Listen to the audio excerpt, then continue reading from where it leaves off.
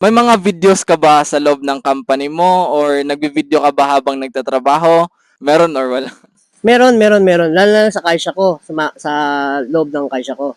Pag nagpo-forklift ako, pag sumasaya ako ng kung ano ng kikay, yung mga ginagawa ko, yan meron. Pero, bago ko gawin yun, bago ko i-upload yun, may permit ako. May permiso ako sa kaisya. Pinakita ko muna yun bago ako nag-upload. Oh, ganito ba, pwede ko ba i-upload to? Nagpo-forklift ako, okay lang ba yan? Ganun. Okay lang.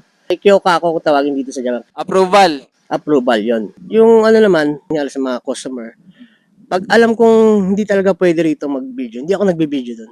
Doon na lang sa mga daan-daan. Ang tip ko sa inyo ha, lalo na sa mga kababayan natin dito ha, yung mahilig mag-video sa mga kaisya, kaya sa mga company, mga Toyota, ganyan. Nako, guys, bago kayo mag-upload niyan or bago nyo i-my-day yan, i-check nyo muna sa company nyo kung pwede nyo gawin yan. Kasi guys, sabi ko sa inyo, bawal yan guys, kakasuhan kayo dyan. Maniwala kayo sa hindi. Ramdam ko kayo na gusto nyo natin i-flex yung